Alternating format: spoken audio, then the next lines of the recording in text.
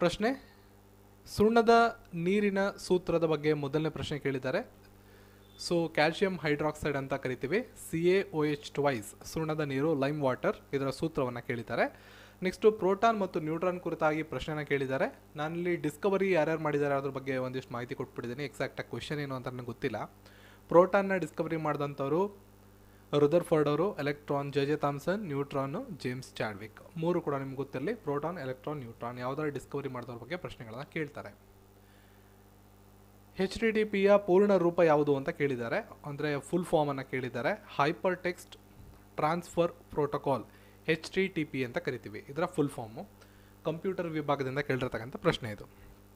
Next 4ನೇ ಪ್ರಶ್ನೆ, ತೆಲಂಗಾಣ ರಾಜ್ಯದ ರಾಜ್ಯಪಾಲರ ಬಗ್ಗೆ ಕೇಳಲಾಗಿದೆ. ಸೊ ಒಂದು ರಾಜ್ಯದ ಮುಖ್ಯಮಂತ್ರಿ ಮತ್ತು ರಾಜ್ಯದ ರಾಜ್ಯಪಾಲರ ಬಗ್ಗೆ ಒಂದು ಪ್ರಶ್ನೆ ಅಂತೂ ಗ್ಯಾರಂಟಿ ನಿಮಗೆ ಇರುತ್ತೆ. ಸೊ ತೆಲಂಗಾಣದ ಬಗ್ಗೆ ಕೇಳಿದರೆ ತಮಿಳುಸಾಯಿ ಸೌಂದರರಾಜನ್.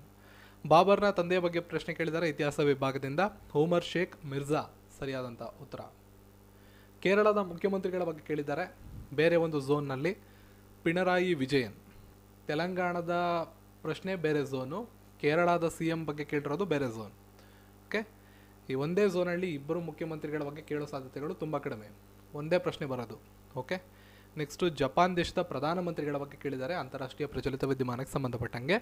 ಅಂತಾರಾಷ್ಟ್ರೀಯ ಪ್ರಚಲಿತ ವಿದ್ಯಮಾನಗಳಿಗೆ ಹೋದರೆ ಕರೆನ್ಸಿಗಳನ್ನು ಕೇಳ್ಬೋದು, ಪ್ರೈಮ್ ಮಿನಿಸ್ಟರ್ ಕೇಳ್ಬೋದು, ಅಥವಾ ರೀಸೆಂಟಾಗಿ ಭಾರತಕ್ಕೆ ಭೇಟಿ ಕೊಟ್ಟವರು ಅಥವಾ ಭಾರತದ ಪ್ರಧಾನಿ ಆ ದೇಶಕ್ಕೆ ಭೇಟಿ ಕೊಟ್ಟವ್ರ ಬಗ್ಗೆ ಕೇಳ್ಬೋದು.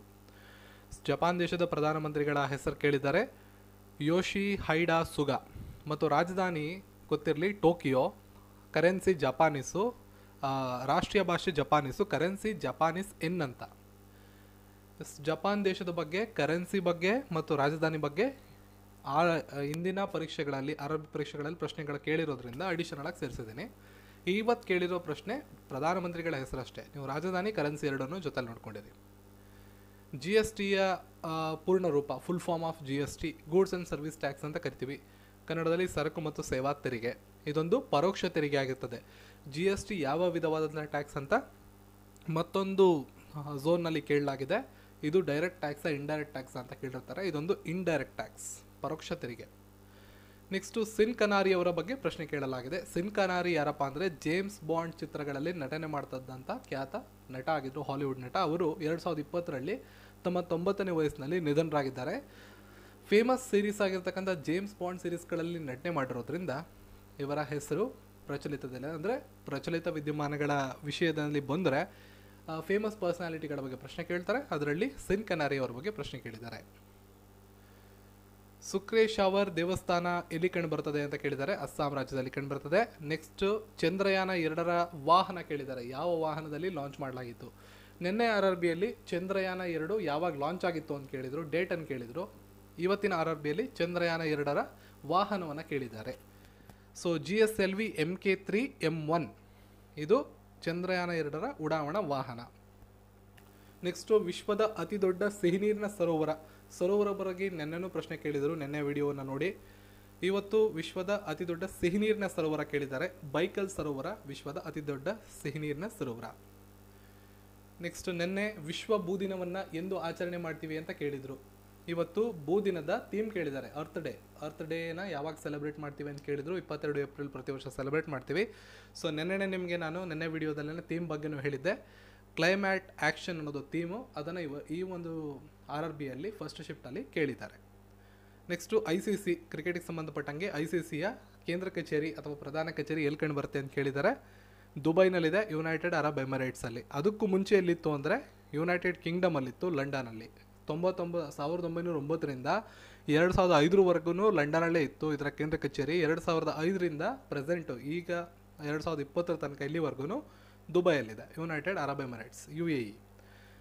ಅಧಿಕೃತ ಭಾಷೆ ಇಂಗ್ಲೀಷು. ಒಟ್ಟು ಸದಸ್ಯ ರಾಷ್ಟ್ರಗಳು 104. ನೋಡಿ, ICC ಬಗ್ಗೆ ಕೇಳಿದ್ರೆ, ಇನ್ನೊಂದು IPL ಬಗ್ಗೆ ಕೇಳಿದ್ರೆ ICC ಬಗ್ಗೆ ಕ್ವೆಶನ್ಸು ಎರಡರಲ್ಲಿ ಒಂದಿರ್ತದೆ. IPL ಬಗ್ಗೆ ಕೇಳಿದಾಗ ICC ಬಗ್ಗೆ ಇರಲ್ಲ, ICC ಅಥವಾ BCCI ಬಗ್ಗೆ ಕೇಳಿದ್ರೆ IPL ಬಗ್ಗೆ ಇರಲ್ಲ. ಕ್ವೆಶನ್ಸು ಈ ರೀತಿಯಾಗಿ ಕೊಡ್ತಾರೆ. ICC, BCCI, IPL 2020 ಇವು 3 ಟಾಪಿಕ್ಸ್ನ ಓದಿಕೊಳ್ಳಿ, 1ರಿಂದ 2 ಅಂಕ ಗ್ಯಾರಂಟಿ ಇರುತ್ತೆ. ಮುಖ್ಯವಾಗಿ ICCಯ ಮುಂದಿನ ದಿನಗಳಲ್ಲಿ ಏನು ಪ್ರಶ್ನೆ ಕೇಳ್ಬೋದು ICC ರಿಲೇಟೆಡ್ ಆಗಿ ಅಂದರೆ, ICCಯ ಅಧ್ಯಕ್ಷರು ಯಾರು ಅಂತ.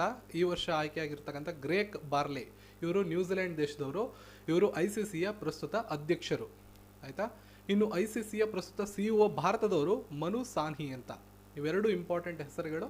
ನಿಮಗೆ ಮುಂಬರುವ ಶಿಫ್ಟ್ಗಳಲ್ಲಿ ICC ಕುರಿತಾಗಿ ಪ್ರಶ್ನೆ ಕೇಳಿದ್ರೆ ಪ್ರಶ್ನೆಗಳನ್ನು ಈ ಥರ ಕೇಳ್ಬೋದು. ಹಳೆಯ ಒಂದು ಕೇಂದ್ರ ಕಚೇರಿ ಎಲ್ಲಿತ್ತು ಅಂತ ಕೇಳ್ಬೋದು. ಹಳೆಯ ಕೇಂದ್ರ ಕಚೇರಿ ನಿಮಗೆಲ್ಲ ಗೊತ್ತಿರೋಂಗೆ ಲಂಡನಲ್ಲಿತ್ತು. 2005ರಿಂದ ಇವಾಗ ದುಬೈಯಲ್ಲಿದೆ. ಸೊ ICCಯ ಫುಲ್ ಫಾರ್ಮ್ ಕೇಳ್ಬೋದು, BCCI ಫುಲ್ ಫಾರ್ಮ್ ಕೇಳ್ಬೋದು, ICCಯ ಪ್ರಸ್ತುತ ಅಧ್ಯಕ್ಷರು ಯಾರು ಅಂತ ಕೇಳ್ಬೋದು, ICCಯ CEO ಯಾರು ಅಂತ ಕೇಳ್ಬೋದು. ಅಧ್ಯಕ್ಷರ ಲೇಖನ ಆಧಾರದ ಮೇಲೆ ಪ್ರಶ್ನೆ. ಅಧ್ಯಕ್ಷರು ಅಂದರೆ ಭಾರತದ ಪ್ರೆಸಿಡೆಂಟ್, ಇಂಡಿಯನ್ ಪ್ರೆಸಿಡೆಂಟ್ ಪ್ರಸ್ತುತ ರಾಮನಾಥ್ ಕೋವಿಂದ್ ಅವರು. ಆರ್ಟಿಕಲ್ 52 ಭಾರತದ ರಾಷ್ಟ್ರಪತಿಗಳ ಬಗ್ಗೆ ಉಲ್ಲೇಖ ಮಾಡುತ್ತೆ. ರಾಷ್ಟ್ರಪತಿಗಳ ಬಗ್ಗೆ ನಿನ್ನೆ ಪ್ರಶ್ನೆಯಲ್ಲಿ ರಾಷ್ಟ್ರಪತಿಗಳ ಕ್ಷಮಾದಾನದ ಬಗ್ಗೆ ಕೇಳಿದರು. ರಾಷ್ಟ್ರಪತಿಗಳ ಕ್ಷಮಾದಾನ ಯಾವ ವಿಧಿಯ ಅನ್ವಯ ಮಾಡಲಾಗುತ್ತೆ ಅಂತ ನಿನ್ನೆ ಕೇಳಿದರು. ಇವತ್ತು ಕೂಡ ಒಂದು ಪ್ರಶ್ನೆ ಕೇಳಿದ್ದಾರೆ. ಎಕ್ಸಾಕ್ಟಾಗಿ ಪ್ರಶ್ನೆ ಗೊತ್ತಿಲ್ಲದಿರೋದ್ರಿಂದ ರಾಷ್ಟ್ರಪತಿಗಳ ಲೇಖನದ ಬಗ್ಗೆ ನಾನು ಹೇಳ್ಕೊಟ್ಟಿದ್ದೀನಿ. ಭಾರತದ ರಾಷ್ಟ್ರಪತಿಗಳ ಬಗ್ಗೆ ನಮ್ಮ ಸಂವಿಧಾನದ ವಿಧಿ 52ರಲ್ಲಿ ಉಲ್ಲೇಖ ಇದೆ. ಇನ್ನುಳಿದಂತೆ ರಾಷ್ಟ್ರಪತಿಗಳ ಪ್ರಮುಖ ಅಧಿಕಾರಗಳ ಬಗ್ಗೆ ನೀವು ಓದ್ಕೋಬೋದು. ಇದು ಕಾನ್ಸ್ಟಿಟ್ಯೂಷನಿಂದ ಕೇಳಿರ್ತಕ್ಕಂಥ ಪ್ರಶ್ನೆ. ನೆಕ್ಸ್ಟು ಇಂಡಿಯನ್ ಬ್ಯಾಂಕ್ನ ಟ್ಯಾಗ್ ಲೈನ್ ನೋಡಿ. ಬ್ಯಾಂಕಿಂಗ್ ಅಂತ ಬಂದರೆ ನಿನ್ನೆ ತುಂಬ CEOಗಳ ಬಗ್ಗೆ ಕೇಳಿದರು. ಇವತ್ತು ಬ್ಯಾಂಕ್ನ ಸ್ಥಾಪನೆಯ ಕೇಂದ್ರ ಕಚೇರಿ ಬಗ್ಗೆ ಕೇಳಿದ್ದಾರೆ, ಇಲ್ಲ ಟ್ಯಾಗ್ ಲೈನ್ ಬಗ್ಗೆ ಕೇಳ್ತಾರೆ. ಬ್ಯಾಂಕ್ನ ಟ್ಯಾಗ್ ಬಗ್ಗೆ ಕೇಳ್ಬೋದು. ಅವಾಗವಾಗ ಒಂದೊಂದು ಶಿಫ್ಟಲ್ಲಿ ಬರುತ್ತೆ, ಎಕ್ಸಾಕ್ಟಾಗಿ ಬರುತ್ತೆ ಅಂತ ಹೇಳೋಕ್ಕಾಗಲ್ಲ. ಬಟ್ ಇಂಡಿಯನ್ ಬ್ಯಾಂಕ್ ಅಂತ ಕೇಳಿದ್ದಾರೆ ಇವತ್ತು. ಯುವರ್ ಓನ್ ಬ್ಯಾಂಕ್, ನಿಮ್ಮ ಸ್ವಂತ ಬ್ಯಾಂಕ್ ಅಂತ. ಟ್ಯಾಗ್ ಲೈನ್ ಅಂದರೆ ಪ್ರತಿಯೊಂದು ಬ್ಯಾಂಕ್ ಬ್ರಾಂಚ್ಗಳಲ್ಲಿ ನೀವು ನೋಡಿದಾಗ ಬ್ಯಾಂಕ್ನ ಕೆಳಗಡೆ ಸಣ್ಣದಾಗಿ ಟ್ಯಾಗ್ ಲೈನ್ ಕೊಟ್ಟಿರ್ತಾರೆ. ಎಲ್ಲ ಬ್ಯಾಂಕ್ಗಳು ನೋಡ್ಕೊಳ್ಳೋಕ್ಕಾಗದೇ ಇದ್ರೂ ಪ್ರಮುಖ ಬ್ಯಾಂಕ್ಗಳಾದಂಥ SBI ಇರ್ಬೋದು, ಸಿಂಡಿಕೇಟ್, ಕೆನರಾ, ಉಳಿದಾದಂಥ ಬ್ಯಾಂಕ್ಗಳೇನಿರ್ತವೆ ಆ ಬ್ಯಾಂಕ್ಗಳದ್ದು ಒಂದಿಷ್ಟು ಟ್ಯಾಗ್ ಲೈನ್ಗಳನ್ನ ನೋಡ್ಕೊಳ್ಳಿ, ತುಂಬ ಅನುಕೂಲ ಆಗುತ್ತೆ. ಯಾವ ಅಂಗವು ಪಿತ್ತರಸವನ್ನು ಸ್ರವಿಸುತ್ತದೆ? ಸೈನ್ಸಿಂದ ಕೇಳಿರ್ತಕ್ಕಂಥ ಪ್ರಶ್ನೆ. ಸರಿಯಾದ ಉತ್ತರ ಯಕೃತ್, ಲಿವರ್. ನೆಕ್ಸ್ಟು UNOದ ಮುಖ್ಯಸ್ಥರು. ವಿಶ್ವಸಂಸ್ಥೆ ಬಗ್ಗೆ ಒಂದು ಪ್ರಶ್ನೆ ಇರುತ್ತೆ. ವಿಶ್ವಸಂಸ್ಥೆ ಬಗ್ಗೆ ಕೇಳ್ಬೋದು, ಇಲ್ಲ ಅಥವಾ ಅದರ ಅಂಗಸಂಸ್ಥೆಗಳ ಬಗ್ಗೆ ಪ್ರಶ್ನೆ ಕೇಳ್ಬೋದು. ಆಂಟೋನಿಯೋ ಗುಟೆರಸ್ ಸರಿಯಾದಂಥ ಉತ್ತರ, ವಿಶ್ವಸಂಸ್ಥೆಯ ಮುಖ್ಯಸ್ಥರು. ಇನ್ನು ಭಾರತೀಯ ರಾಷ್ಟ್ರೀಯ ಕಾಂಗ್ರೆಸ್ನ ಸ್ಥಾಪನೆ ಬಗ್ಗೆ ಕೇಳಿದ್ದಾರೆ. ಸ್ಥಾಪನೆ ಮಾಡಿದಂಥವ್ರು AO ಹ್ಯೂಮ್ ಅಂತ ಕರಿತೀವಿ. ಆಲನ್ ಆಕ್ಟೇರಿಯನ್ ಹ್ಯೂಮ್ 1885ರಲ್ಲಿ ಇದನ್ನು ಸ್ಥಾಪನೆ ಮಾಡಲಾಯಿತು. ನೆಕ್ಸ್ಟು ಸಂಪೇಕ್ಷಾತ ಸಿದ್ಧಾಂತ. ಈಸಿ ಪ್ರಶ್ನೆ ಇದು. ಆಲ್ಬರ್ಟ್ ಐನ್ಸ್ಟೈನ್ ಅವರು ಈ ಒಂದು ಸಿದ್ಧಾಂತವನ್ನು ನೀಡಿದಂಥವರು. ಫಿಸಿಕ್ಸ್ ವಿಭಾಗದಿಂದ ಕೇಳಿರ್ತಕ್ಕಂಥ ಪ್ರಶ್ನೆ ಇದು. ಅಂದರೆ ಸೈನ್ಸಲ್ಲಿ ಫಿಸಿಕ್ಸು, ಕೆಮಿಸ್ಟ್ರಿ, ಮ್ಯಾಥ್ಸ್ ಅಂತ ಇರ್ತದೆ, ಮತ್ತು ಡಿವಿಷನ್ಸ್ ಇರುತ್ತೆ ಪ್ರಶ್ನೆಗಳು. ಅದರಲ್ಲಿ ಫಿಸಿಕ್ಸಿಂದ ಕೇಳಿರ್ತಕ್ಕಂಥ ಪ್ರಶ್ನೆ. ಮುಂದೆ ಕಾನ್ಸ್ಟಿಟ್ಯೂಷನ್, ಸಂವಿಧಾನದಿಂದ ಸಂವಿಧಾನ ದಿನವನ್ನು ಯಾವಾಗ ಆಚರಣೆ ಮಾಡ್ತೀವಿ ಅಂತ ಪ್ರಶ್ನೆ ಕೇಳಿದ್ದಾರೆ. 26 ನವೆಂಬರ್ ಪ್ರತಿ ವರ್ಷ ನಾವು ಸಂವಿಧಾನ ದಿನವನ್ನು ಆಚರಣೆ ಮಾಡ್ತೀವಿ. ನೆಕ್ಸ್ಟು ಬಯಾಲಜಿಯಿಂದ ಕೇಳಿದ್ದಾರೆ.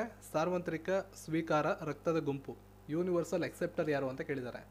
ಬ್ಲಡ್ ಗ್ರೂಪ್ಗಳ ಬಗ್ಗೆ ಗೊತ್ತಿರಬೇಕು. ಯೂನಿವರ್ಸಲ್ ಡೋನರ್, ಯೂನಿವರ್ಸಲ್ ಎಕ್ಸೆಪ್ಟರ್ ಎರಡೂ ಕೂಡ ನಿಮಗೆ ಗೊತ್ತಿರಬೇಕು. ಸೊ ಇಲ್ಲಿ ಯೂನಿವರ್ಸಲ್ ಎಕ್ಸೆಪ್ಟರ್ ಬಗ್ಗೆ ಕೇಳಿದ್ದಾರೆ. ಮುಂಬರುವ ಶಿಫ್ಟ್ಗಳಲ್ಲಿ ಡೋನರ್ ಬಗ್ಗೆ ಕೇಳ್ಬೋದು. ಅಂದರೆ ಸಾರ್ವತ್ರಿಕ ಸ್ವೀಕಾರಿ ಅಂದರೆ ಯಾವುದೇ ರಕ್ತದ ಗುಂಪುಗಳನ್ನು ಕೂಡ ಇವರು ಪಡ್ಕೋಬೋದು. AB+ ಅವರು, AB+ ರಕ್ತದ ಗುಂಪಿರೋರು ಬೇರೆ ಯಾವುದೇ ರಕ್ತದ ಗುಂಪಿಂದ ವ್ಯಕ್ತಿಯಿಂದ ರಕ್ತವನ್ನು ದಾನವಾಗಿ ಪಡ್ಕೋಬೋದು. ಅದೇ ರೀತಿ O+, ಓ ರಕ್ತದ ಗುಂಪು ಏನಿರ್ತಾರೆ ಅವರು ಯಾರು ಬೇಕಾದ್ರೂ ರಕ್ತವನ್ನು ಕೊಡ್ಬೋದು. ಅವರು ಯೂನಿವರ್ಸಲ್ ಡೋನರ್ಸ್ ಆಗಿರ್ತಾರೆ, ಅಂದರೆ ಸಾರ್ವತ್ರಿಕ ದಾನಿಗಳು ಸ್ವೀಕಾರರು ಎರಡೂ ಕೂಡ ನಿಮಗೆ ಗೊತ್ತಿರಲಿ, ಎಕ್ಸಾಮ್ಗಳಲ್ಲಿ ಬರ್ಬೋದು. ಮಾನವ ಅಭಿವೃದ್ಧಿ ಸೂಚ್ಯಂಕದ ಬಗ್ಗೆ ಪ್ರಶ್ನೆ ಕೇಳಿದ್ದಾರೆ. ಅಗ್ರಸ್ಥಾನಿಯನ್ನು ಕೇಳಿದ್ದಾರೆ. ನಿನ್ನೆ ಗ್ಲೋಬಲ್ ಹಂಗರ್ ಇಂಡೆಕ್ಸ್ ಕೇಳಿದರು, ಇವತ್ತು ಮಾನವ ಅಭಿವೃದ್ಧಿ ಸೂಚ್ಯಂಕ ಕೇಳಿದ್ದಾರೆ. ನಿನ್ನೆ ಭಾರತದ ರ್ಯಾಂಕಿಂಗ್ ಕೇಳಿದರು, ಇವತ್ತು ಮಾನವ ಅಭಿವೃದ್ಧಿ ಸೂಚ್ಯಂಕದಲ್ಲಿ ಅಗ್ರಸ್ಥಾನದಲ್ಲಿ ಯಾವುದಿದೆ ಅಂತ ಕೇಳಿದ್ದಾರೆ. ಸೊ ನಾರ್ವೆ ದೇಶ ಅಗ್ರಸ್ಥಾನದಲ್ಲಿದೆ.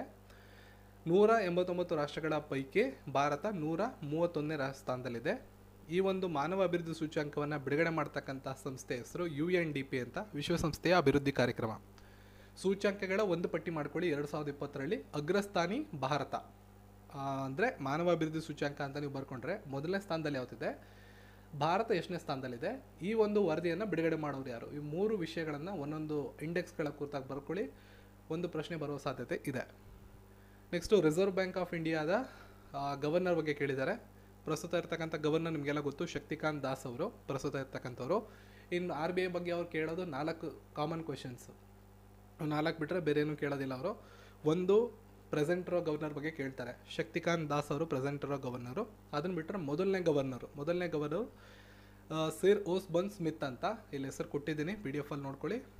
ಇನ್ನು 2 ಕ್ವೆಶನ್ನು ಜಾಸ್ತಿ ಕೇಳೋದು ರಿಸರ್ವ್ ಬ್ಯಾಂಕ್ ಆಫ್ ಇಂಡಿಯಾ ಯಾವಾಗ ಸ್ಥಾಪನೆ ಆಯಿತು ಅಂತ. 1935 ಏಪ್ರಿಲ್ 1ರಂದು ಸ್ಥಾಪನೆ ಆಯಿತು. ಕೋಲ್ಕತ್ತಾದಲ್ಲಿ ಇದು ಸ್ಥಾಪನೆಯಾಗಿತ್ತು.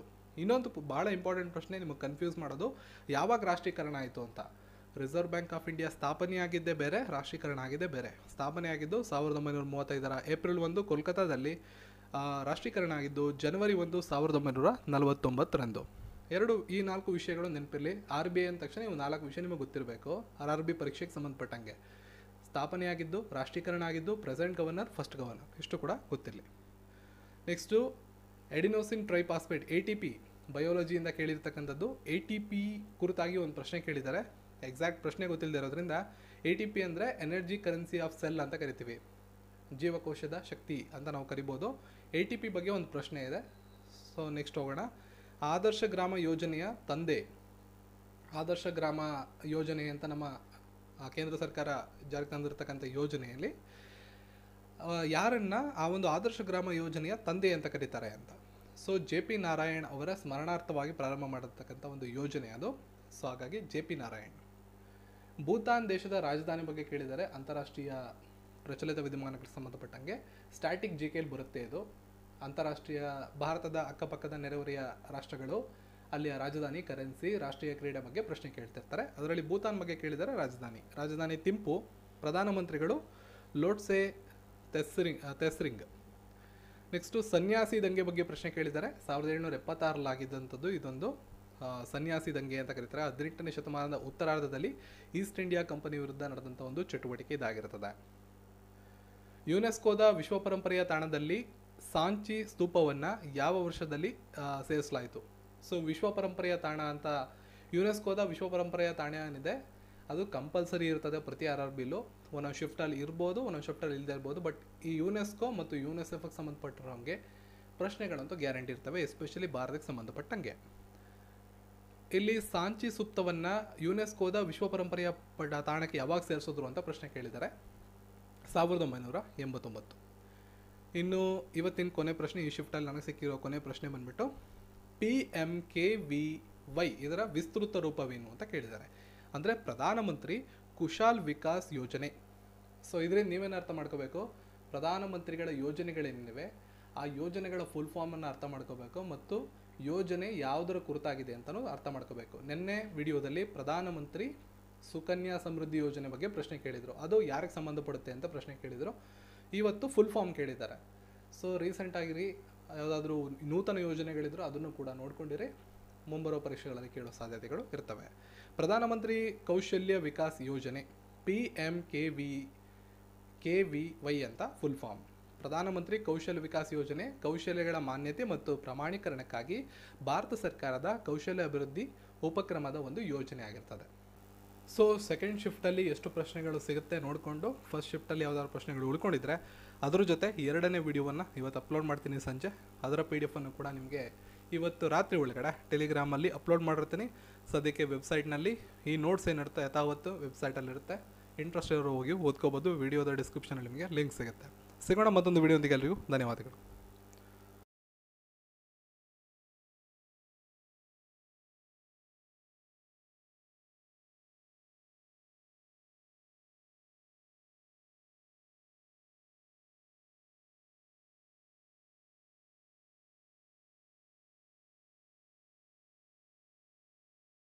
ಸಂವಿಧಾನದ ತಂದೆ, ಭಾರತೀಯ ಸಂವಿಧಾನದ ತಂದೆ ಎಂದು ಯಾರನ್ನು ಕರೆಯಲಾಗುತ್ತದೆ ಎಂಬ ಪ್ರಶ್ನೆ ಡಾಕ್ಟರ್ BR ಅಂಬೇಡ್ಕರ್ ಅವರು ಇಂಡಿಯನ್ ಕಾನ್ಸ್ಟಿಟ್ಯೂಷನಿಂದ ಕೇಳಿರ್ತಕ್ಕಂಥ ಪ್ರಶ್ನೆ ಆಗಿರ್ತದೆ.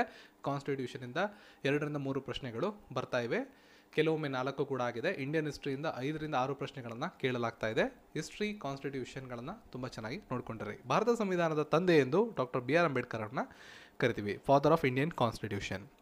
ಡಿಮಾನಿಟೈಸೇಷನ್ ಆದಾಗ RBIನ ಗವರ್ನರ್ ಆಗಿದ್ದವರು ಯಾರು ಅಂತ ಪ್ರಶ್ನೆ ಕೇಳಿದ್ದಾರೆ. ಉರ್ಜಿತ್ ಪಟೇಲ್ ಅವರು ಡಿಮಾನಿಟೈಸೇಷನ್ ಆದಂಥ ಸಂದರ್ಭದಲ್ಲಿ RBIನ ಗವರ್ನರ್ ಆಗಿದ್ದರು. ಡಿಮಾನಿಟೈಸೇಷನ್ ಯಾವಾಗಾಯಿತು ಅಂತ ನಿಮಗೆ ಗೊತ್ತಿರಬೇಕು. 2016 ನವೆಂಬರ್ 8ನೇ ತಾರೀಕು ಡಿಮಾನಿಟೈಸೇಷನ್ ಆಗಿತ್ತು, ಇಲ್ಲಿಂದ 4 ವರ್ಷಗಳ ಹಿಂದೆ. ಆ ಸಂದರ್ಭದಲ್ಲಿ ರಿಸರ್ವ್ ಬ್ಯಾಂಕ್ ಆಫ್ ಇಂಡಿಯಾದ ಗವರ್ನರ್ ಆಗಿದ್ದಂಥವರು ಯಾರು ಅಂತ ಕೇಳಿದ್ದಾರೆ. RBI ಬಗ್ಗೆ 4 ಇಂಪಾರ್ಟೆಂಟ್ ಪ್ರಶ್ನೆಗಳನ್ನು ಲಾಸ್ಟ್ ವಿಡಿಯೋದಲ್ಲೂ ಕೂಡ ಹೇಳಿದ್ದೀನಿ. RBIನ ಮೊದಲನೇ ಗವರ್ನರ್ ಬಗ್ಗೆ ಗೊತ್ತಿರಬೇಕು, ಸ್ಮಿತ್ ಅವರು. RBI ಯಾವಾಗ ಸ್ಥಾಪನೆ ಆಯಿತು ಅಂತ ಗೊತ್ತಿರಬೇಕು. ಪ್ರೆಸೆಂಟ್ ಗವರ್ನರ್ ಕೂಡ ಗೊತ್ತಿರಬೇಕಾಗುತ್ತೆ. ಶಕ್ತಿಕಾಂತ್ ದಾಸ್ ಅವರು ಪ್ರೆಸೆಂಟ್ ಗವರ್ನರು. ಮೊದಲನೇ ಗವರ್ನರ್ ಸ್ಮಿತ್ ಅವರು. ಡಿಮಾನಿಟೈಸೇಷನ್ ಸಮಯದಲ್ಲಿ ಗವರ್ನರ್ ಆಗಿದ್ದಂಥವರು ಉರ್ಜಿತ್ ಪಟೇಲ್ ಅವರು. Next Reserve Bank of India ಸ್ಥಾಪನೆಯಾಗಿದ್ದು 1935ರಲ್ಲಿ ಮತ್ತು ರಿಸರ್ವ್ ಬ್ಯಾಂಕ್ ಆಫ್ ಇಂಡಿಯಾ ರಾಷ್ಟ್ರೀಕರಣ ಆಗಿದ್ದು 1949ರಲ್ಲಿ. RBI ಬಗ್ಗೆ ಇಷ್ಟು ವಿಷಯಗಳು ನಿಮಗೆ ಖಂಡಿತವಾಗ್ಲೂ ಗೊತ್ತಿರಬೇಕು. ಇದನ್ನೇ ಆ ಕಡೆ ಈ ಕಡೆ ಮಾಡಿ ನಿಮಗೆ ಪ್ರಶ್ನೆಗಳನ್ನು ಕೇಳ್ತಿರ್ತಾರೆ. ಸೊ ನಿನ್ನೆ ಭಾರತೀಯ ರಾಷ್ಟ್ರೀಯ ಕಾಂಗ್ರೆಸ್ನ ಸಂಬಂಧಪಟ್ಟಂಗೆ ಅದನ್ನು ಸ್ಥಾಪನೆ ಮಾಡಿದವ್ರ ಬಗ್ಗೆ ಪ್ರಶ್ನೆ ಕೇಳಿದರು. ಇವಾಗ ರಾಷ್ಟ್ರೀಯ ಕಾಂಗ್ರೆಸ್ನಲ್ಲಿ ಗಾಂಧೀಜಿಯವರು ಅಧ್ಯಕ್ಷತೆಯನ್ನು ವಹಿಸ್ಕೊಂಡಂಥವ್ರ ಬಗ್ಗೆ ಪ್ರಶ್ನೆ ಕೇಳಿದ್ದಾರೆ. ಯಾವ ಕಾಂಗ್ರೆಸ್ ಅಧಿವೇಶನದಲ್ಲಿ ಗಾಂಧಿ ಅಧ್ಯಕ್ಷರಾಗಿದ್ದರು? ಸೊ ನಮ್ಮ ಕರ್ನಾಟಕದ ಬೆಳಗಾಮಲ್ಲಿ ಅಂದರೆ ಇವಾಗಿನ ಬೆಳಗಾವಿಯಲ್ಲಿ ನಡೆದಂಥ ಅಧಿವೇಶನ 1924 ಕರ್ನಾಟಕದ ಬೆಳಗಾವಿಯಲ್ಲಿ ನಡೆದ ಅಧಿವೇಶನದಲ್ಲಿ ಮಹಾತ್ಮ ಗಾಂಧೀಜಿಯವರು ಅಧ್ಯಕ್ಷತೆಯನ್ನು ವಹಿಸ್ಕೊಂಡಿದ್ರು. ನೆನಪಿರಲಿ, ಮಹಾತ್ಮ ಗಾಂಧೀಜಿಯವರು ಅಧ್ಯಕ್ಷತೆಯನ್ನು ವಹಿಸ್ಕೊಂಡಂಥ ಏಕೈಕ ಕಾಂಗ್ರೆಸ್ ಸಮ್ಮೇಳನ ಇದಾಗಿದೆ. 1924 ಕರ್ನಾಟಕದ ಬೆಳಗಾಂ ಅಥವಾ ಬೆಳಗಾವಿ. ನೆಕ್ಸ್ಟು ಯುನೆಸ್ಕೋ ಬಗ್ಗೆ ಕೇಳಿದ್ದಾರೆ. ಯುನೆಸ್ಕೋದ ಹೆಡ್ ಕ್ವಾರ್ಟರ್ಸ್ ಎಲ್ಲಿ ಬರುತ್ತೆ ಅಂತ ಕೇಳಿದ್ದಾರೆ. ಪ್ಯಾರಿಸ್, ಫ್ರಾನ್ಸ್ ದೇಶ. ಫ್ರಾನ್ಸ್ ದೇಶದ ಪ್ಯಾರಿಸ್ನಲ್ಲಿ ಯುನೆಸ್ಕೋದ ಹೆಡ್ ಕ್ವಾರ್ಟರ್ಸ್. ನಿನ್ನೆ ಕೂಡ ನಿಮ್ಗೆ ಹೇಳಿದ್ದೆ ಲಾಸ್ಟ್ ವಿಡಿಯೋದಲ್ಲಿ UN ಅಂಗಸಂಸ್ಥೆಗಳ ಬಗ್ಗೆ ಕೇಳ್ತಾರೆ ಅಂತ. ಈಗ ಆಲ್ರೆಡಿ ಭದ್ರತಾ ಮಂಡಳಿ ಬಗ್ಗೆ ಕೇಳಿದ್ದಾರೆ, UNOದ ಅಧ್ಯಕ್ಷರ ಬಗ್ಗೆ ಕೇಳಿದ್ದಾರೆ, ಈಗ UNICEF ಮತ್ತು ಯುನೆಸ್ಕೋ ಬಗ್ಗೆ ಕೇಳಿದ್ದಾರೆ ಈ ಶಿಫ್ಟ್ಗಳಲ್ಲಿ. ಸೊ ಹಾಗಿದ್ರೆ ನಿಮಗೆ ಮೊದಲನೇದಾಗಿ ಯುನೆಸ್ಕೋ ಅಂದರೆ ಏನು ಅಂತ ಗೊತ್ತಿರಬೇಕು. ಫುಲ್ ಫಾರ್ಮ್ ಕೂಡ ಗೊತ್ತಿದ್ರೆ ಅನುಕೂಲ ಆಗುತ್ತೆ, ಪರೀಕ್ಷೆಗೆ ಬರ್ಬೋದು. United Nations educational, scientific and cultural organisation ಅಂತ ಕರೀತಾರೆ. ವಿಶ್ವಸಂಸ್ಥೆಯ ಶೈಕ್ಷಣಿಕ, ವೈಜ್ಞಾನಿಕ, ಸಾಂಸ್ಕೃತಿಕ ಸಂಸ್ಥೆ. ವಿಶ್ವಸಂಸ್ಥೆಯ ವಿಶೇಷ ಸಂಸ್ಥೆ ಆಗಿರ್ತದೆ ಇದು. ಶಿಕ್ಷಣ, ವಿಜ್ಞಾನ, ಸಂಸ್ಕೃತಿಯಲ್ಲಿ ಅಂತಾರಾಷ್ಟ್ರೀಯ ಸಹಕಾರದ ಮೂಲಕ ವಿಶ್ವದ ಶಾಂತಿ ಮತ್ತು ಸುರಕ್ಷತೆಯನ್ನು ಉತ್ತೇಜನ ನೀಡೋದಕ್ಕೆ ಗುರಿಯನ್ನು ಹೊಂದುವ ಮೂಲಕ ಇದನ್ನು ಸ್ಥಾಪನೆ ಮಾಡಲಾಯಿತು. ಇದರ ಪ್ರಧಾನ ಕಚೇರಿ ನಿಮಗೆ ಗೊತ್ತಿರಲಿ ಫ್ರಾನ್ಸ್ ದೇಶದಲ್ಲಿದೆ, ಪ್ಯಾರಿಸ್ಸು ಸ್ಥಳ. ಮುಖ್ಯಸ್ಥರು ಆಂಡ್ರೆ ಅಜೈಲೆ. ಇದನ್ನು ಕೂಡ ಇಂಪಾರ್ಟೆಂಟು. ಕೆಲವೊಂದು ಟೈಮಲ್ಲಿ ಏನು ಮಾಡ್ತಾರೆ, ನಿಮಗೆ ಯುನೆಸ್ಕೋದ ಹೆಡ್ ಕ್ವಾರ್ಟರ್ಸ್ ಅಂದ್ಬಿಟ್ಟು ಕೇವಲ ನಾವೊಂದು ಸ್ಥಳಗಳ ಹೆಸರನ್ನೇ ಕೊಟ್ಬಿಟ್ಟಿರ್ತಾರೆ, ಫ್ರಾನ್ಸ್ ಅನ್ನು ಮೆನ್ಷನ್ ಮಾಡಿರಲ್ಲ. ಆವಾಗ ನಿಮಗೆ ಪ್ಯಾರಿಸ್ ಅನ್ನೋದು ಕೂಡ ಗೊತ್ತಿರಬೇಕು. ಸ್ಥಾಪನೆ ಆಗಿದ್ರ ಬಗ್ಗೆನೂ ಕೂಡ ತಿಳ್ಕೊಂಡಿರಿ. 1945 ಲಂಡನ್ನು, ಯುನೈಟೆಡ್ ಕಿಂಗ್ಡಮಲ್ಲಿ 1945 ನವೆಂಬರ್ 16ನೇ ತಾರೀಕು ಇದನ್ನು ಸ್ಥಾಪನೆ ಮಾಡಿದ್ರು. ನೆಕ್ಸ್ಟು ಸಾರ್ಕ್ ರಾಷ್ಟ್ರಗಳ ಬಗ್ಗೆ ಕೇಳಿದ್ದಾರೆ. ಏನು ಮಾಡಿರ್ತಾರೆ ಅಂದರೆ ಇಲ್ಲಿ 4 ರಾಷ್ಟ್ರಗಳನ್ನು ಕೊಟ್ಟಿರ್ತಾರೆ ಆಪ್ಷನಲ್ಲಿ. ಅದರಲ್ಲಿ ಒಂದು ಸಾರ್ಕ್ ರಾಷ್ಟ್ರ ಆಗಿರೋದಿಲ್ಲ. ಆ ಪ್ರಶ್ನೆಯನ್ನು ಕೇಳಿದ್ದಾರೆ. ಇಲ್ಲಿ ಆಪ್ಷನ್ಸ್ಗಳು ಗೊತ್ತಿಲ್ಲದಿರೋದ್ರಿಂದ ಅದನ್ನು ನಾನು ಮೆನ್ಷನ್ ಮಾಡೋಕ್ಕೋಗಿಲ್ಲ. ಸಾರ್ಕ್ ಅಂತ ಹೇಳಿದ್ರೆ south Asian association for regional cooperation, ಸರಿನಾ? ಪ್ರಶ್ನೆ ಕೇಳಿರೋದು ಅವರು 4 ದೇಶಗಳನ್ನ ಕೊಟ್ಟಿರ್ತಾರೆ. ಅದರಲ್ಲಿ 3 ದೇಶ ಸಾರ್ಕ್ನ ಸದಸ್ಯ ರಾಷ್ಟ್ರ ಆಗಿರ್ತವೆ, ಒಂದು ಸದಸ್ಯ ರಾಷ್ಟ್ರ ಆಗಿರೋದಿಲ್ಲ. ಅದನ್ನು ಗುಂಪಿಂದ ಆಚೆ ತೆಗಿಬೇಕಷ್ಟೆ. ಸಾರ್ಕ್ ಅಂದರೆ ಕನ್ನಡದಲ್ಲಿ ದಕ್ಷಿಣ ಏಷ್ಯಾದ ಪ್ರಾದೇಶಿಕ ಸಹಕಾರ ಸಂಘ. ಇಂಗ್ಲೀಷಲ್ಲಿ ಇಲ್ಲಿ ಫುಲ್ ಫಾರ್ಮ್ ಕೊಟ್ಟಿದ್ದೀನಿ, ನೋಡ್ಕೊಂಡಿರಿ. ದಕ್ಷಿಣ ಏಷ್ಯಾದ ಪ್ರಾದೇಶಿಕ ಅಂತರ್ ಸರ್ಕಾರಿ ಸಂಸ್ಥೆ ಮತ್ತು ರಾಜ್ಯಗಳ ಭೌಗೋಳಿಕ ರಾಜಕೀಯ ಒಂದು ಒಕ್ಕೂಟ ಇದು. ಸದಸ್ಯ ರಾಷ್ಟ್ರಗಳು ಆಫ್ಘಾನಿಸ್ತಾನ, ಬಾಂಗ್ಲಾದೇಶ, ಭೂತಾನ್, ಭಾರತ, ಮಾಲ್ಡೀವ್ಸ್, ನೇಪಾಳ, ಪಾಕಿಸ್ತಾನ, ಶ್ರೀಲಂಕಾ. ಆಯ್ಕೆಗಳಲ್ಲಿ ಇಷ್ಟು ದೇಶಗಳಲ್ಲಿ ಇದ್ದರೆ ಇಷ್ಟು ದೇಶಗಳು ಸದಸ್ಯ ರಾಷ್ಟ್ರಗಳು. ಇದನ್ನು ಹೊರತುಪಡಿಸಿ ಬೇರೆ ಯಾವುದನ್ನೇ ಕೊಟ್ಟರು ಸದಸ್ಯ ರಾಷ್ಟ್ರ ಆಗಿರೋದಿಲ್ಲ. ಅಷ್ಟನ್ನು ನೀವು ನೆನಪಲ್ಲಿ ಇಟ್ಕೊಂಡ್ರೆ. ಸಾಮಾನ್ಯವಾಗಿ ಕನ್ಫ್ಯೂಸ್ ಮಾಡೋದಕ್ಕೆ ಅವರು ಭಾರತ, ಪಾಕಿಸ್ತಾನ, ಬಾಂಗ್ಲಾದೇಶ, ಪಾಕಿಸ್ತಾನ, ಶ್ರೀಲಂಕಾ ಈ ಆಪ್ಷನ್ಗಳನ್ನು ಕೊಡೋದಿಲ್ಲ. ಸಾಮಾನ್ಯವಾಗಿ ಮಾಲ್ಡೀವ್ಸ್ ತಗೋತಾರೆ, ಇನ್ನು ಪಕ್ಕದಲ್ಲಿರೋ ಚೀನಾ, ಆ ಕಡೆ ಈ ಕಡೆ ರಾಷ್ಟ್ರಗಳು ಇಲ್ಲಿರುವಂಥ ಆಪ್ಷನ್ಗಳನ್ನು ಬಿಟ್ಟು ಬೇರೆ ಬೇರೆದನ್ನು ತಗೋತಾರೆ. ಕನ್ಫ್ಯೂಸ್ ಮಾಡುವಂಥ ಸಾಧ್ಯತೆಗಳಿರ್ತವೆ. ಹಾಗಾಗಿ ಸದಸ್ಯ ರಾಷ್ಟ್ರಗಳು ಯಾವುದು ಅಂತ ನೋಡ್ಕೊಂಡಿರಿ. ಜೊತೆಗೆ ಸಾರ್ಕ್ ಯಾವಾಗ ಸ್ಥಾಪನೆ ಆಯಿತು ಅನ್ನೋದು ಇಂಪಾರ್ಟೆಂಟು. 1985ರಲ್ಲಿ ಸಾರ್ಕ್ನ ಸ್ಥಾಪನೆಯಾಗಿದೆ. ಕೇಂದ್ರ ಕಚೇರಿ ಸ್ಥಾಪಿಸಲಾದಂಥ ಸ್ಥಳ ಬಂದ್ಬಿಟ್ಟು ಢಾಕಾದಲ್ಲಿ ಕಂಡುಬರ್ತದೆ. ಪ್ರಧಾನ ಕಾರ್ಯದರ್ಶಿಗಳು ಪ್ರಸ್ತುತ ಎಸ್ಸಾಲಾ ವಿರ್ಕೋನ್. ಇನ್ನು IPL ಬಗ್ಗೆ ನಿನ್ನೆ ವಿಡಿಯೋದಲ್ಲಿ IPL ಎಲ್ಲಿ ಹೋಸ್ಟ್ ಮಾಡಿದ್ರು ಅಥವಾ ಮೊದಲನೆಯ ಪಂದ್ಯ ಎಲ್ಲಿ ನಡೆದಿತ್ತು ಅಂತ ಕೇಳಿದರು. ಈಗ IPLನ ವಿಜೇತ ತಂಡದ ಬಗ್ಗೆ ಕೇಳಿದ್ದಾರೆ. ಮುಂಬೈ ಇಂಡಿಯನ್ಸ್ ವಿಜೇತ ತಂಡ. ಲಾಸ್ಟ್ ವಿಡಿಯೋದಲ್ಲಿ IPL ಬಗ್ಗೆ ಸಂಪೂರ್ಣವಾಗಿ ಹೇಳಿದ್ದೀನಿ. Orange cap, purple cap, IPL ಯಾವಾಗ ಸ್ಟಾರ್ಟ್ ಆಯಿತು, ಮುಂಬೈ ಇಂಡಿಯನ್ಸ್ ಎಷ್ಟೆಲ್ಲ ಗೆದ್ದಿದ್ದಾರೆ ಎಲ್ಲನೂ ಡೀಟೇಲ್ಸ್ ಕೊಟ್ಟಿದ್ದೀನಿ. ಲಾಸ್ಟ್ ವಿಡಿಯೋನ ತಪ್ಪದೇ ನೋಡಿ. ಈ ಕೆಳಗಿನವುಗಳಲ್ಲಿ ಯಾವುದು ವಿಶ್ವ ಪರಂಪರೆಯ ತಾಣವಲ್ಲ? ಇಲ್ಲೂ ಕೂಡ 4 ಆಪ್ಷನ್ ಕೊಟ್ಟಿರ್ತಾರೆ. 3 ವಿಶ್ವ ಪರಂಪರೆಯ ತಾಣದ ಪಟ್ಟಿಯಲ್ಲಿ ಇರ್ತಕ್ಕಂತಹ ಸ್ಥಳಗಳಾಗಿರ್ತವೆ, ಒಂದು ಅದರಲ್ಲಿ ಇರೋದಿಲ್ಲ. ಅದು ನಿಮಗೆ ಗೊತ್ತಿರಬೇಕು ಅಂದರೆ ವಿಶ್ವ ಪರಂಪರೆಯ ತಾಣದಲ್ಲಿರ್ತಕ್ಕಂತಹ ಪಟ್ಟಿ ನಿಮ್ಮ ಹತ್ರ ಇರಬೇಕಾಗತ್ತೆ. ನಾನು ಸಣ್ಣದಾಗಿ ನಿಮಗೆ ವಿಶ್ವ ಪರಂಪರೆಯ ತಾಣ ಅಂದ್ರೇನು ಅಂತ ಹೇಳ್ತೀನಿ. ವಿಶ್ವಸಂಸ್ಥೆಯ ಶೈಕ್ಷಣಿಕ, ವೈಜ್ಞಾನಿಕ ಮತ್ತು ಸಾಂಸ್ಕೃತಿಕ ಸಂಸ್ಥೆ ನಿರ್ವಹಿಸುವ ಅಂತಾರಾಷ್ಟ್ರೀಯ ಸಮಾವೇಶದಿಂದ ಕಾನೂನು ರಕ್ಷಣೆಯನ್ನು ಹೊಂದಿರುವ ಒಂದು ಒಕ್ಕೂಟ ಇದು. ಇದೇನು ಮಾಡುತ್ತೆ ಅಂದರೆ ಸಾಂಸ್ಕೃತಿಕವಾಗಿರ್ತಕ್ಕಂಥ, ಐತಿಹಾಸಿಕ, ವೈಜ್ಞಾನಿಕ ಅಥವಾ ಇನ್ನಿತರ ಮಹತ್ವಪೂರ್ಣ ಹಿನ್ನೆಲೆಯನ್ನು ಹೊಂದಿರತಕ್ಕಂತಹ ತಾಣಗಳನ್ನು ರಕ್ಷಣೆ ಮಾಡೋದು, ಎಕ್ಸ್ಟ್ರಾ ಫಂಡನ್ನು ಕೊಟ್ಟು ರಕ್ಷಣೆ ಮಾಡ್ತಕ್ಕಂಥ ಒಂದು ಕೆಲಸವನ್ನು ಇದು ಮಾಡುತ್ತೆ. ಭಾರತದಿಂದ ಹಲವಾರು ಸ್ಥಳಗಳನ್ನು ಈ ಒಂದು ತಾಣಕ್ಕೆ ಸೇರ್ಪಡೆ ಮಾಡಲಾಗಿದೆ. ಅದರ ಕುರಿತಾಗಿ ಒಂದು ಪಟ್ಟಿ ನಿಮ್ಮ ಹತ್ರ ಇದ್ದರೆ ಖಂಡಿತವಾಗ್ಲೂ ನಿಮಗೆ ಪರೀಕ್ಷೆಗೆ ಅನುಕೂಲ ಆಗುತ್ತೆ. ಇದರ ಕೇಂದ್ರ ಕಚೇರಿ ಫ್ರಾನ್ಸಲ್ಲಿದೆ, ಪ್ಯಾರಿಸಲ್ಲಿ. ನೆಕ್ಸ್ಟು ಕಂಪ್ಯೂಟರ್ಗೆ ಸಂಬಂಧಪಟ್ಟಂಗೆ ಅಂದರೆ ಕಂಪ್ಯೂಟರ್ ವಿಭಾಗದಿಂದ ಪ್ರಶ್ನೆ ಕೇಳಿರೋದು ಪೈಥಾನ್ ಬಗ್ಗೆ ಕೇಳಿದ್ದಾರೆ. ಪೈಥಾನ್ ಅಂದರೆ ಏನು ಅಂತ ಕೇಳಿದ್ದಾರೆ. ಅದೊಂದು ಪ್ರೋಗ್ರಾಮಿಂಗ್ ಲ್ಯಾಂಗ್ವೇಜ್. ನೆಕ್ಸ್ಟು UNOದ ಮುಖ್ಯಸ್ಥರು ಆ್ಯಂಟೋನಿಯೋ ಗುಟ್ರೆಸ್. ನಿಮ್ಗೆ ಇದು ಗೊತ್ತಿರುತ್ತೆ, ವಿಶ್ವಸಂಸ್ಥೆ ಬಗ್ಗೆ ಅಂತೂ 1-2 ಪ್ರಶ್ನೆ ಗ್ಯಾರಂಟಿ ಇರುತ್ತೆ. ನೆಕ್ಸ್ಟು ನಮ್ಮ ರಾಷ್ಟ್ರೀಯ ಉದ್ಯಾನವನಗಳಿಂದ ಪ್ರಶ್ನೆ. ಗಿರ್ ರಾಷ್ಟ್ರೀಯ ಉದ್ಯಾನವನ ಎಲ್ಲಿ ಕಂಡು ಬರುತ್ತೆ ಅಂತ ಕೇಳಿದ್ದಾರೆ. ಸರಿಯಾದ ಉತ್ತರ ಗುಜರಾತ್. ಇಲ್ಲಿವರೆಗೆ ಕೇಳಿರ್ತಕ್ಕಂಥದ್ದು ಅಂಡಮಾನ್ ನಿಕೋಬಾರ್ನ ರಾಷ್ಟ್ರೀಯ ಉದ್ಯಾನವನದ ಬಗ್ಗೆ ಕೇಳಿದ್ದಾರೆ. ಭಾರತದ ಮೊಟ್ಟಮೊದಲ ರಾಷ್ಟ್ರೀಯ ಉದ್ಯಾನವನ ಯಾವುದು ಅಂತ ಕೇಳಿದ್ದಾರೆ. ಇವಾಗ ಗಿರ್ ರಾಷ್ಟ್ರೀಯ ಉದ್ಯಾನವನ ಎಲ್ಲಿ ಕಂಡು ಬರುತ್ತೆ ಅಂತ ಕೇಳಿದ್ದಾರೆ. ಗಿರ್ ರಾಷ್ಟ್ರೀಯ ಉದ್ಯಾನವನ ಗುಜರಾತಲ್ಲಿ ಕಂಡು ಬರ್ತದೆ. ನೆಕ್ಸ್ಟು ಜಟಕಾ ಕಥೆಗಳು ಯಾವ ಧರ್ಮಕ್ಕೆ ಸೇರಿವೆ? ಇತಿಹಾಸದಿಂದ ಕೇಳಿರ್ತಕ್ಕಂಥ ಪ್ರಶ್ನೆ, ಬೌದ್ಧ ಧರ್ಮ.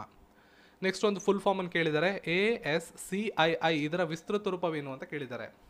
American standard code for information interchange ಅನ್ನೋದು ಇದರ ಫುಲ್ ಫಾರ್ಮ್ ಆಗಿದೆ. ಭಾರತದ ಅತಿ ಉದ್ದದ ರಸ್ತೆ ಸುರಂಗ ಯಾವುದು ಅಂತ ಕೇಳಿದ್ದಾರೆ. ಡಾಕ್ಟರ್ ಶ್ಯಾಮ್ ಪ್ರಸಾದ್ ಮುಖರ್ಜಿ ಸುರಂಗ ಭಾರತದ ಅತ್ಯಂತ ಇದು ಸುರಂಗವಾಗಿರ್ತದೆ. ಇದನ್ನು ಮೊದಲು ಶ್ಯಾಮ್ ಸುರಂಗ ಅಂತಲೂ ಕೂಡ ಕರೀತಾರೆ. ಈ ಹಿಂದೆ ಇದಕ್ಕೆ ಚೆನಾನಿ ನಸ್ರಿ ಸುರಂಗ ಅಂತ ಕರೆಯಲಾಗ್ತಿತ್ತು. ಇದು ಜಮ್ಮು ಕಾಶ್ಮೀರದ ಒಂದು ರಸ್ತೆ ಸುರಂಗವಾಗಿರ್ತದೆ. ಆಯಿತಾ. ನೆಕ್ಸ್ಟು ಕ್ಯಾಬಿನೆಟ್ ಮಿಷನ್ ಭಾರತದಲ್ಲಿ ಯಾವ ವರ್ಷದಲ್ಲಿ ಬಂತು ಅಂತ ಕೇಳಿದ್ದಾರೆ. ಇತಿಹಾಸದ ಪ್ರಶ್ನೆ, 1946. ಕೃಷಿ ಸಂಶೋಧನಾ ಕೇಂದ್ರ ಎಲ್ಲಿದೆ ಅಂತ ಕೇಳಿದ್ದಾರೆ. ನವದೆಹಲಿಯಲ್ಲಿ ಕಂಡುಬರ್ತದೆ. ಕೃಷಿ ಸಂಶೋಧನಾ ಕೇಂದ್ರ ಅಂದರೆ ಇಂಡಿಯನ್ ಅಗ್ರಿಕಲ್ಚರಲ್ ರಿಸರ್ಚ್ ಇನ್ಸ್ಟಿಟ್ಯೂಟ್ ಅಂತ ಕರೀತಾರೆ. 1905ನೇ ಇಸ್ವಿಯಲ್ಲಿ ಇದು ಸ್ಥಾಪನೆ ಆಯಿತು. ಕೃಷಿ ಸಂಶೋಧನೆ ಮತ್ತು ಶಿಕ್ಷಣಕ್ಕೆ ಪ್ರಾಮುಖ್ಯತೆ ಕೊಡೋದಿದರ ಉದ್ದೇಶ. ದೆಹಲಿಯ ಪೂಸಾದಲ್ಲಿ ಇದರ ಕೇಂದ್ರ ಕಚೇರಿ ಕಂಡುಬರ್ತದೆ. ಪೂಸಾ ಇನ್ಸ್ಟಿಟ್ಯೂಟ್ ಅಂತಲೇ ದೆಹಲಿಯಲ್ಲಿ ಇದನ್ನು ಕರೀತಾರೆ. ಆಯಿತಾ. ಫುಲ್ ಫಾರ್ಮನ್ನು ಯಾಕೆ ಕೊಟ್ಟಿದ್ದೀನಿ ಅಂದರೆ ಮುಂಬರುವ ಪರೀಕ್ಷೆಗಳಲ್ಲಿ ಅಪ್ಪಿತಪ್ಪಿ ಬಂದರೆ ನಿಮ್ಗೆ ಅನುಕೂಲ ಆಗಲಿ ಅಂತ ಕೊಡಲಾಗಿದೆ. ನೆಕ್ಸ್ಟು ಜಿಮ್ ಕಾರ್ಬೆಟ್ ರಾಷ್ಟ್ರೀಯ ಉದ್ಯಾನವನ ಎಲ್ಲಿ ಕಂಡು ಬರುತ್ತೆ ಅಂತ ಕೇಳಿದ್ದಾರೆ. ಸರಿಯಾದ ಉತ್ತರ ಉತ್ತರಾಖಂಡ. ಇದೇ ಪ್ರಶ್ನೆನ ನೆನ್ನೆ ಕೇಳಿದರು. ಭಾರತದ ಮೊದಲ ರಾಷ್ಟ್ರೀಯ ಉದ್ಯಾನವನ ಯಾವುದು ಅಂತ ಕೇಳಿದರು ಅಲ್ಲಿ. ಕಾವೇರಿ ನದಿ ನೀರಿನ ವಿವಾದ ಯಾವ 2 ರಾಜ್ಯಗಳ ನಡುವೆ ಇದೆ ಅನ್ನೋ ಪ್ರಶ್ನೆ. ತಮಿಳುನಾಡು ಮತ್ತು ಕರ್ನಾಟಕ ರಾಜ್ಯಗಳ ನಡುವೆ ಪ್ರಮುಖವಾಗಿ ಕಾವೇರಿ ನದಿ ನೀರಿನ ವಿವಾದ ಕಂಡುಬರುತ್ತೆ. 2020ರ ಗಣರಾಜ್ಯೋತ್ಸವದ ಮುಖ್ಯ ಅತಿಥಿ ಪ್ರಚಲಿತ ವಿದ್ಯಮಾನಗಳಿಂದ ಕೇಳಿರತಕ್ಕಂಥ ಪ್ರಶ್ನೆಯಾಗಿದೆ. 2020ರಲ್ಲಿ ಬಂದಂಥವರು ಜೈರ್ ಬೋಲ್ಸನಾರೋ. ನೆಕ್ಸ್ಟು ಬೆರಿ ಎನ್ನುವ ಕಾಯಿಲೆ ಯಾವ ವಿಟಮಿನ್ ಕೊರತೆ ಉಂಟಾದರೆ ಬರುತ್ತೆ ಅಂತ ಕೇಳಿದ್ದಾರೆ. ನೆನ್ನೆ ರಿಕೆಟ್ಸ್ ಬಗ್ಗೆ ಕೇಳಿದರು. ವಿಟಮಿನ್ ಡಿ ಕೊರತೆಯಿಂದ ರಿಕೆಟ್ಸ್ ಬರುತ್ತೆ. ಬೆರಿ ಅನ್ನೋದು ವಿಟಮಿನ್ B1 ಕೊರತೆ ಉಂಟಾದರೆ ಬರುತ್ತೆ. ವಿಟಮಿನ್ ಬಿಯಲ್ಲಿ ತುಂಬ ವಿಟಮಿನ್ಸ್ ಬರ್ತವೆ. B1, B2, B3, B6, B9 ಅಂತ ತುಂಬ ವಿಟಮಿನ್ಸ್ ಬರ್ತವೆ. ಅದೆಲ್ಲವನ್ನು ನೋಡ್ಕೊಂಡ್ರಿ. Next vitamin C, vitamin D, vitamin K, ಈ ಒಂದು ವಿಟಮಿನ್ಗಳ ಕೊರತೆ ಉಂಟಾದರೆ ಯಾವ ಕಾಯಿಲೆ ಬರುತ್ತೆ ಅನ್ನೋದ್ರ ಬಗ್ಗೆ ಸ್ವಲ್ಪ ಮಾಹಿತಿಯನ್ನು ತಿಳ್ಕೊಂಡಿದ್ರೆ ಮುಂಬರುವ ಪರೀಕ್ಷೆಗೆ ತುಂಬ ಅನುಕೂಲ ಆಗುತ್ತೆ. ನೆಕ್ಸ್ಟು ಸಾರ್ಷಾ ಸೂರಿ ಯಾವ ವರ್ಷದಲ್ಲಿ ಜನಿಸಿದನು? ಇತಿಹಾಸದ ಪ್ರಶ್ನೆ, 1472. ನೆಕ್ಸ್ಟ್ ಗೀತ ಗೋವಿಂದ ಈ ಪುಸ್ತಕದ ಕರ್ತೃ ಅಥವಾ ಸೃಷ್ಟಿಕರ್ತ ಯಾರು ಅಂತ ಕೇಳಿದ್ದಾರೆ. ಜಯದೇವ್ ಅವರು ಗೀತ ಗೋವಿಂದದ ರಚಕರು. ನೆಕ್ಸ್ಟು ಜುಡುಗುಡ ಗಣಿ ಯಾವ ರಾಜ್ಯದಲ್ಲಿ ಕಂಡುಬರುತ್ತೆ ಅಂತ ಕೇಳಿದ್ದಾರೆ. ಜಾರ್ಖಂಡ್ ರಾಜ್ಯದಲ್ಲಿ ಕಂಡುಬರುತ್ತದೆ. ಸಂವಿಧಾನದ ಪಿತಾಮಹ ಆಲ್ರೆಡಿ ಹೇಳಿದ್ದೀನಿ, ಡಾಕ್ಟರ್ BR ಅಂಬೇಡ್ಕರ್ ಅವರು. HLLನ ಪೂರ್ಣ ರೂಪ ಏನು ಅಂತ ಕೇಳಿದ್ದಾರೆ. ಇದು ಬೇರೆ ಒಂದು ಶಿಫ್ಟಲ್ಲಿ ಕೇಳಿರ್ತಕ್ಕಂಥದ್ದು. HLLನ ಪೂರ್ಣ ರೂಪ ಹೈ ಲೆವೆಲ್ ಲ್ಯಾಂಗ್ವೇಜ್. ಚೀನಾದ ರಾಜಧಾನಿ ಬೀಜಿಂಗು. ಚೀನಾದ ರಾಜಧಾನಿ ಯಾವುದು ಅಂತ ಕೇಳಲಾಗಿದೆ.